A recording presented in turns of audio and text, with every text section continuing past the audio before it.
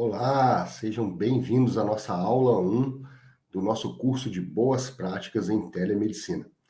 Então, hoje vamos falar aqui sobre conceitos e evolução da telemedicina no Brasil.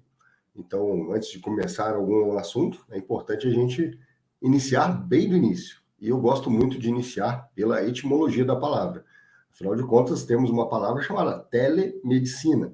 Então, tele é tudo que é distante, e medicina é a arte médica, a arte do cuidar, que nós já praticamos. Então, todos os atos médicos relacionados a você executar algo à distância é telemedicina, algo que a gente já faz há muito tempo, como eu vou mostrar para você.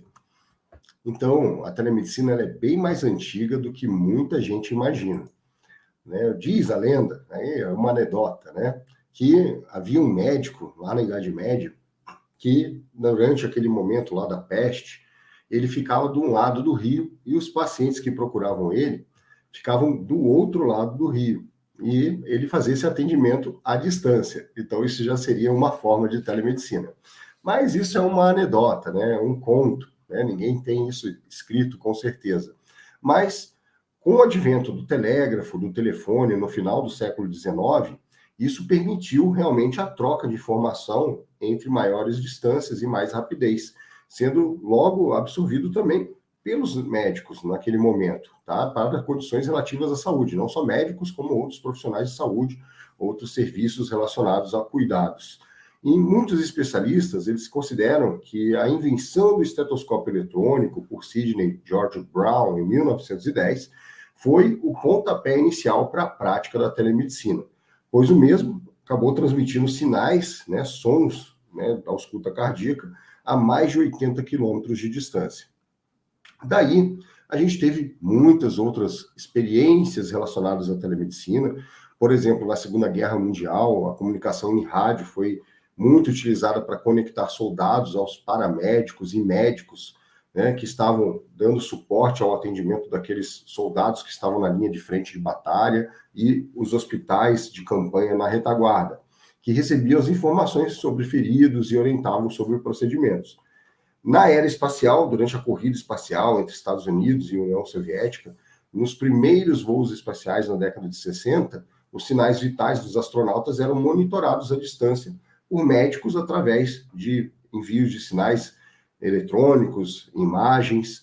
E em 1967, uma experiência muito bem documentada também, o Hospital Geral de Massachusetts criou uma linha de comunicação entre o aeroporto de Boston para atendimentos médicos de emergência à distância. Então, havia uma linha de comunicação entre esse hospital e o aeroporto de Boston, para que os médicos pudessem orientar em casos de emergência. E no mundo, como é que é a questão do uso da telemedicina no mundo? Aqui no Brasil, a gente está falando de telemedicina muito relacionada à teleconsulta, que vocês vão ver aqui nos conceitos, tá? Mas no Canadá, Estados Unidos, esses países já são líderes no uso da telemedicina, assim como a Inglaterra, a Alemanha, a Austrália, que tem uma grande experiência em uso de telemedicina. Afinal de contas, a Austrália é um território muito extenso, é um continente, uns falam ilha, é continente, né? Mas a Austrália é um país continental, e o interior da Austrália, o centro da Austrália, é um grande deserto. Então, poucas pessoas habitam no centro. E para levar serviços de saúde para essas pessoas, a telemedicina é muito utilizada na Austrália. Além da Austrália, outro grande exemplo é a Groenlândia, que é um território da Dinamarca. Hoje um território independente, mas com muita ligação relacionados aí serviços, prestações de serviços relacionados com a Dinamarca. Então, a Dinamarca, ela presta serviços de medicina, serviços de saúde, através do uso da telemedicina a partir do seu território para auxiliar o povo da Groenlândia. E no Brasil, como é que se deu a história da telemedicina no Brasil? Então, aqui no Brasil, a gente tem algumas experiências, né, de telemedicina, aqui no Brasil, que elas iniciaram não agora, em 2020, com a questão da pandemia. A telemedicina já é uma coisa que já vem sendo feita no Brasil há alguns anos. E como eu vou mostrar aqui para vocês, na década de 90 já se fazia videoconferência, discussão de casos clínicos. Em 1994, a empresa Telecard, uma empresa privada, iniciou um serviço de laudos de eletrocardiograma por fax, tá? Eu não sou tão velho assim, tá? Mas eu vivenciei isso. Eu estava no final da faculdade, em 1999, 2000, ali até 2003, né, que eu fiz faculdade no Rio de Janeiro, e eu vivi, né, isso lá no serviço de UTI, que a gente acompanhava pacientes, era uma unidade coronariana, e recebia eletrocardiograma de cidades do interior do Rio de Janeiro, da própria cidade do Rio de Janeiro, e o cardiologista, o residente de cardiologia, eles olhavam esses eletros e davam um parecer. Ou quando era uma situação muito urgente, telefonavam para aquele serviço que enviou o eletrocardiograma para dar orientações e transferir o paciente para um serviço de maior complexidade, por exemplo. Então, veja, estamos falando aí de 1996, 97, tá? Depois, houve algumas experiências mais relacionadas à parte acadêmica, né? A Unicamp trouxe a questão do Hospital Virtual Brasileiro, tá? Uma metáfora aí com um hospital real, né, presencial, mas no mundo virtual. E em 1998 também foi criada a Rede Nacional de Informações em Saúde, e o INCOR passou a oferecer já o serviço de eletrocardiograma pela internet, né? A internet incipiente ainda no Brasil, começando, dando seus primeiros passos, e o INCOR já ofereceu esse serviço. Porém, pessoal, nos anos 90 ainda não tinha legislação sobre telemedicina, tá? Era uma coisa que foi acontecendo, os médicos começaram a fazer, os serviços de saúde começaram a ofertar isso para os pacientes, e foi muito bom, agilizou muitos atendimentos, mas a gente não tinha regulamentação. A regulamentação só veio ali nos anos 2000 em diante. E foi justamente ali em 2002 que veio a primeira resolução de telemedicina no Brasil. Foi essa resolução 1643 de 2002, que definiu e disciplinou a prestação de serviços por meio de telemedicina. Porém, essa resolução, ela não contemplava a possibilidade das consultas médicas online. Ela deixou um espaço de insegurança jurídica, né, para que o médico pudesse fazer o atendimento, fazer as prescrições e orientações à distância. Então, ela não trazia isso no seu escopo. Somente em 2018, uma nova resolução surgiu, que foi a resolução 2227 de 2018, para tentar aí resolver essa lacuna da telemedicina na questão da teleconsulta médica.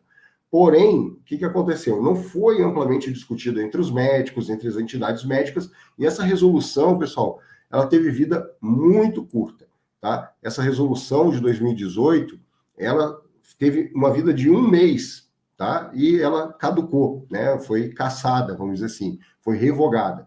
Então, ficou ali para quem estava esperando, né, regulamentar a telemedicina no Brasil, para fazer as teleconsultas, foi aí um balde de água fria para os médicos como eu, que já estavam esperando para fazer telemedicina. Desde 2016 eu já estava estudando e tinha ferramentas para utilizar a telemedicina, e fiquei ali, poxa, decepcionado com a resolução de 2018, né? Uma, porque quando ela foi escrita não estava muito bem redigida, ficou muito confuso, e outra porque foi revogada e aí tirou totalmente a possibilidade da teleconsulta novamente.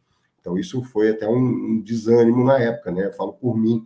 Mas depois a gente ficou aí na expectativa, né? E aí, como é que vai ser? Vai sair, não vai sair? Nós aqui no Brasil assistindo o mundo inteiro usar a telemedicina. Então, como eu passei aqui para vocês, 2002, a primeira resolução que deixou lacuna na questão da teleconsulta. 2018, a segunda resolução, porém com vida curta, que foi revogada, e ela ficou aí sendo discutida, né, pela classe médica, mas nada saía. Até que veio a pandemia. Então, quando veio a pandemia, é aquela história, né? A necessidade supera a regulamentação. Então, quando veio a pandemia, a gente teve aí uma ameaça do colapso dos sistemas de saúde no mundo todo, tá? E visando reduzir a circulação e aglomeração de pessoas e também proteger os sistemas de saúde, a telemedicina ganhou um grande impulso, tá? Então, os entraves burocráticos relacionados à telemedicina foram rapidamente removidos através de uma portaria ministerial e uma lei através de uma medida provisória que autorizou o uso da ferramenta para teleconsultas também. Então, em 2020, foi a virada aqui no Brasil, onde se estabeleceu, naquele momento, enquanto durasse a pandemia, que a telemedicina poderia ser utilizada em todas as suas formas, tá? Inclusive a teleconsulta médica, para garantir o acesso das pessoas aos serviços de saúde, manutenção dos seus cuidados de saúde, enfim, várias outras questões aí que as pessoas não poderiam ficar desassistidas. Então, a Lei 13.989, de 2020, autoriza que seja realizada assistência médica por telemedicina, enquanto durar a crise, né, que a gente estava vivendo de Covid. E a nota técnica da Anvisa, do mesmo ano, ela reconheceu o uso da telemedicina e a assinatura digital de receituários eletrônicos. Então, a vigilância sanitária foi muito importante, porque reconheceu a assinatura das receitas eletrônicas para você poder fazer as prescrições e o paciente poder adquirir os medicamentos, tanto para medicamentos de controle especial, receita branca, dupla, quanto antimicrobianos, tá? E aí, a gente ficou ali algum tempo, né? Vai, não vai, vai continuar, não vai continuar, e quando acabar a pandemia, como é que vai ser? Então, em 2022, isso daí foi solucionado.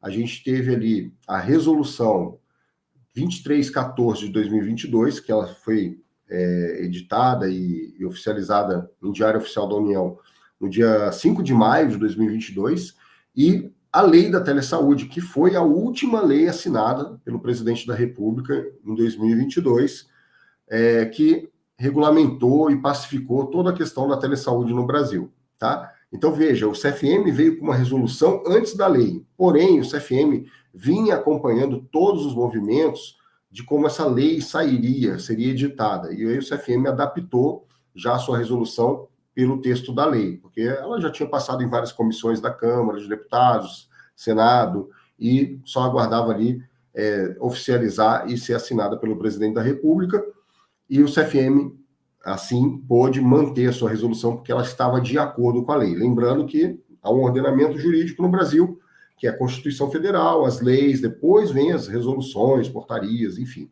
tá? Então, veja que isso foi muito importante, porque trouxe aí uma tranquilidade para nós médicos sabermos que a telemedicina é algo permanente no Brasil, ela veio para ficar. Antes, muitos colegas médicos estavam na dúvida se iam utilizar a telemedicina, quando iam começar, e agora a gente resolveu isso, porque a gente sabe que existe uma legislação que permite a telesaúde, o que se inclui a telemedicina, e uma resolução do Conselho Federal de Medicina dando mais clareza às regras do uso dessa ferramenta. Durante o curso aqui de Boas Práticas, a gente vai ter mais uma aula sobre legislação, porque é um tema muito importante para as boas práticas em telemedicina, tá certo? E também no curso de formação telemedicina na prática, que é um curso mais aprofundado, nesse curso nós temos aulas também com advogadas, especialistas em direito médico, aprofundando mais ainda questões relacionadas à legislação da telemedicina e a telesaúde no Brasil, e além disso, de outras questões, né, de normas, né, práticas aí do dia a dia, tá? Mas, para as boas práticas em telemedicina, a gente precisa fazer isso, conhecer a legislação, saber que está tudo bem para a gente fazer telemedicina e também conhecer a nossa resolução do Conselho Federal de Medicina, que nos traz aí clareza para saber as regras do jogo para utilizar essa ferramenta de maneira ética. Então, pessoal, essa é a nossa primeira aula do curso de formação Telemedicina na Prática. Na telemedicina, o curso de boas práticas em telemedicina, temos o curso, né, que é um curso mais longo, mas esse curso aqui, que é um curso mais introdutório de boas práticas, tá? Então, essa foi a nossa primeira aula, e eu te aguardo para a próxima aula, onde nós vamos entrar em mais algumas definições e conceitos da telemedicina e suas modalidades, e também vamos falar aí em outra aula sobre mais pontos relacionados à legislação, tá certo? Então, fique conosco, siga todas as aulas e vamos aproveitar juntos essa ferramenta espetacular que é a telemedicina.